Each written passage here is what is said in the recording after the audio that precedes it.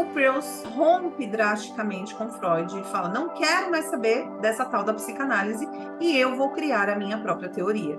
E a partir daí nasce o livro Ego, Fome e Agressão, na qual o Peirce ele vai trazer todas essas diferenças com relação à psicanálise, que ele não concordava com o fato da psicanálise ver o indivíduo como isolado dos fatos externos que aconteciam. Ele começou a se questionar se o indivíduo ele não teria que ser visto como um todo. E outra coisa, outro ponto que ele começa a divergir também é com relação à psicanálise olhar para o indivíduo, para o processo, de um modo muito linear.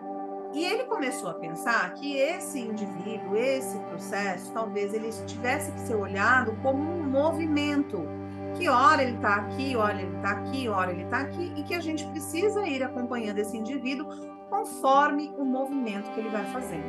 Diante dessas divergências que o Peirce ele começou a levantar em relação à psicanálise, o Peirce ele escreve um trabalho que depois deu origem ao livro, ao primeiro livro do Peirce, que se chama Ego, Fome e Agressão. E neste trabalho, ele vai explicar todas essas questões que eu trouxe para vocês aqui de uma maneira muito resumida. E ele vai para um congresso apresentar esse trabalho para o Freud.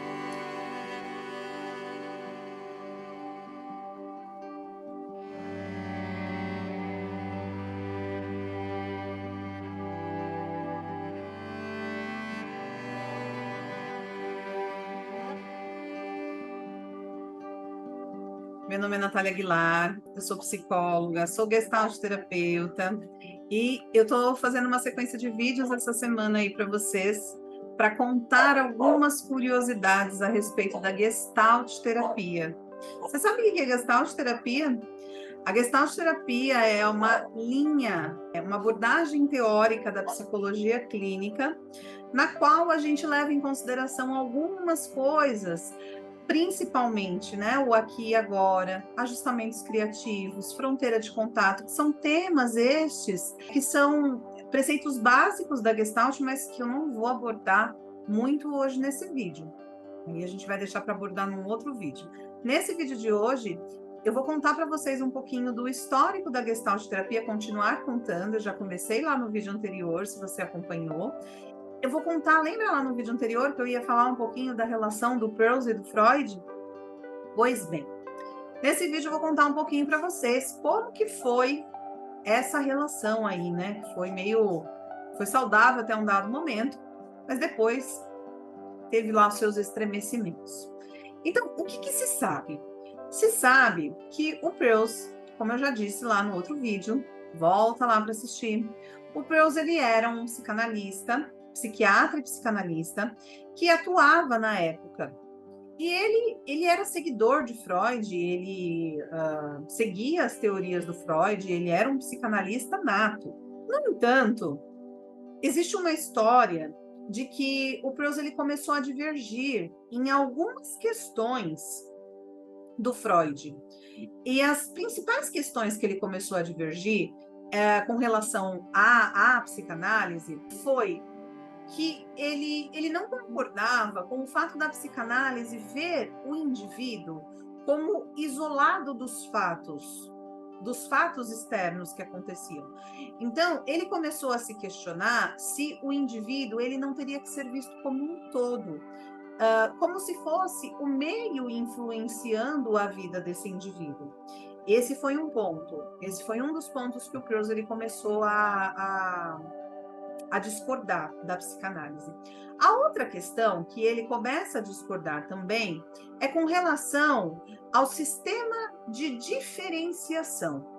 Ele começa a discordar disso, e aí ele tem mais um ponto lá que ele começa lá a ticar as suas coisas, né? Que ele não ia concordando, né, com relação à psicanálise. E outra coisa, outro ponto que ele começa a divergir também é com relação à psicanálise a olhar para o indivíduo, para o processo, de um modo muito linear. E ele começou a pensar que esse indivíduo, esse processo, talvez ele tivesse que ser olhado como um movimento, que ora ele está aqui, ora ele está aqui, ora ele está aqui, e que a gente precisa ir acompanhando esse indivíduo conforme o movimento que ele vai fazendo. O que acontece? Diante dessas divergências que o Peirce ele começou a levantar em relação à psicanálise, o Peirce ele escreve um trabalho que depois deu origem ao livro, ao primeiro livro do Peirce, que se chama Ego, Fome e Agressão. E neste trabalho, ele vai explicar todas essas questões que eu trouxe para vocês aqui de uma maneira muito resumida. E ele vai para um congresso apresentar esse trabalho para o Freud. Só que daí, isso, na verdade, não existem, assim, escritos assim, alguns teóricos dizem que o Freud não deu muita atenção para ele e que devido a essa ausência de atenção, o Peirce ele rompe drasticamente com Freud e fala: não quero mais saber dessa tal da psicanálise e eu vou criar a minha própria teoria.